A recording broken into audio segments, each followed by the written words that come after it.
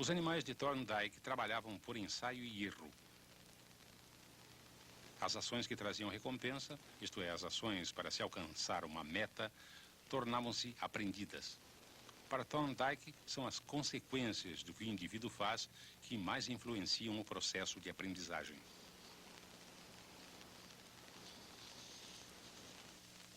A lei de efeito de Thorndike afirmava que a aprendizagem é controlada por suas consequências. Os comportamentos seguidos de boas consequências são selecionados e repetidos, enquanto que aqueles que levam às más consequências ou absolutamente nenhuma consequência não são repetidos.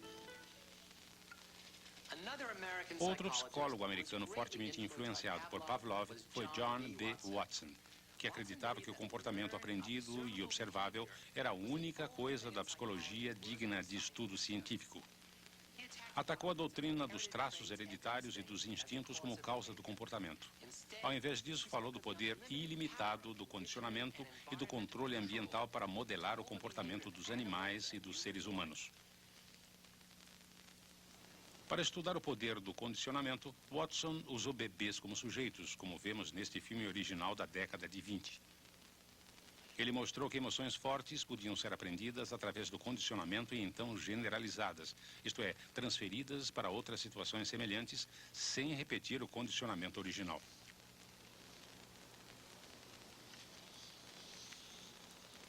Watson e sua assistente Rosalie Rayner condicionaram os bebês a terem medo de um rato branco do qual antes gostavam. Nesse caso, trabalharam com Albert, um bebê de 8 meses. Toda vez que o rato era apresentado, um gongo soava bem forte, assustando o bebê. Em pouco tempo, o simples aparecimento do rato fazia o bebê chorar amedrontado. Era o condicionamento clássico em ação. Quando o bebê engatinhava para longe do rato, procurando um lugar seguro, seu comportamento era recompensado e o medo diminuía. Estava em ação o condicionamento instrumental. A partir daí, quando as crianças viam qualquer coisa semelhante a um rato, um coelho, um cachorro, um casaco de pele, uma máscara, seu medo aprendido era generalizado para todos eles. As crianças que antes não tinham medo ficavam facilmente assustadas com uma porção de coisas inofensivas. O estudo pioneiro de Watson era controvertido devido ao modo como usou as crianças. Hoje em dia, um experimento desses não poderia ser realizado porque criaram-se rígidas orientações éticas que regulamentam o tratamento de todos os sujeitos de pesquisa, seres humanos ou animais. Alguns anos depois dessas demonstrações, uma colaboradora de Watson, Mary Cover Jones, desenvolveu técnicas para eliminar medos naturalmente condicionados em jovens. Jones foi a primeira terapeuta comportamental. Mas estas técnicas chegaram tarde demais para alguns dos sujeitos de Watson. O destino do pequeno Albert continua desconhecido. Outra figura relevante no estudo da aprendizagem é B.F. Skinner, psicólogo de Harvard. Skinner desenvolveu seu trabalho a partir das ideias de Pavlov sobre o controle e o condicionamento experimental, da ênfase de Thorndike sobre a importância das consequências do ambiente, da teoria de Watson a respeito do comportamento observável. Psychology is the science of human behavior, supported by the science of the behavior of other organisms, but human behavior is distinguished by a particular change in evolution which made it possible for the emergence of languages as special cultures. And of course, we include in a study of behavior what people say about their mental processes and what they say about their intentions and so on.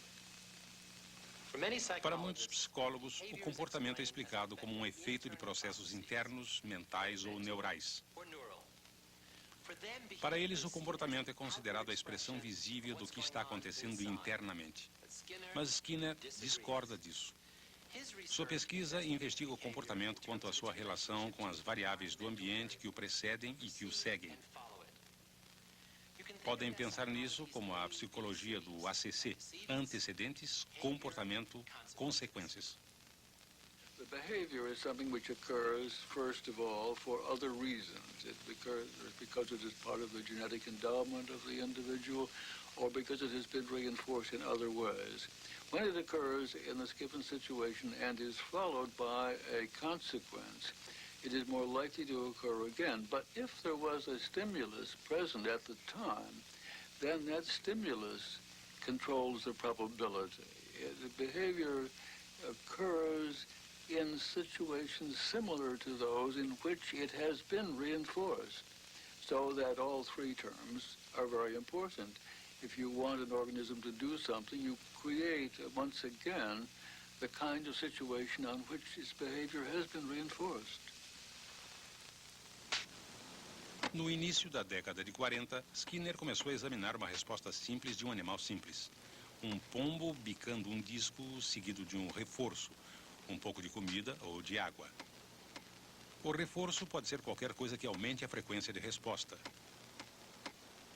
O pombo era mantido em um ambiente simples e altamente controlado, que acabou sendo conhecido como caixa de Skinner. This hungry pigeon is moving about more or less at random.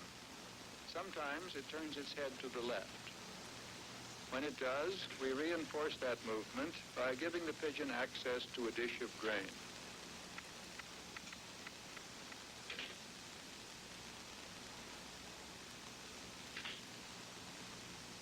Once the pigeon has been reinforced for a slight turn to the left, we can wait for it to turn a little further.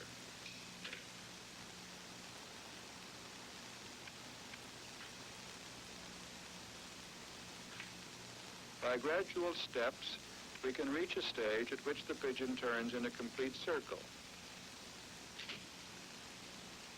The pigeon has learned to make the response because it has been reinforced for successive steps leading to the final pattern. Finalmente, Skinner criou uma linha de montagem psicológica, onde os dados de comportamento eram o produto final. Automatizando os mecanismos, o cientista podia apresentar estímulos, registrar respostas e organizar os esquemas de reforço sem a presença de um pesquisador. Assim, uma imensa quantidade de dados podia ser coletada. O mais importante, a frequência com a qual o pombo bicava podia ser medida com exatidão. Essa frequência de resposta variava em função direta das consequências reforçadoras. E a resposta podia ser controlada com a reorganização do tempo e da frequência das consequências reforçadoras. Em outras palavras, o comportamento do pombo podia ser modificado, alterando-se as consequências. A versão de Skinner de condicionamento instrumental é chamada de condicionamento operante. Well, operant behavior is behavior which operates upon the environment and produces consequences. And operant conditioning is the change that takes place when those consequences have a particular effect. And we call this effect strengthening or reinforcing. That is, what the organism has just done is now more likely to be done again because reinforcing consequences have followed.